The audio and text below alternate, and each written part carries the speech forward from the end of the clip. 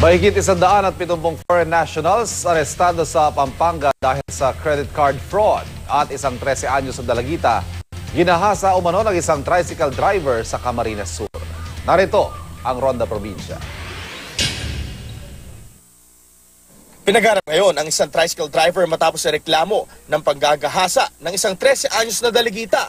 Kwento ng biktima, pauwi na raw ito galing ng Barangay San Juan sa Baaw, Camarines Sur. Nang sumakay ito sa tricycle ng sospek. Pero imbis ihatid sa bahay ng biktima, dinala umano siya sa isang abandonadong bahay. Dito umano siya sa muraan at nawala ng malay. Gabi na nang matagpuan ang biktima sa tabi ng kalsada. Sa kustodiya ng NBI Region 3, bumagsak ang mahigit 170 foreign nationals matapos maaresto sa operasyon ng NBI sa Angeles City, Pampanga. Sangkot umano ang mga ito sa isang international credit card fraud scam.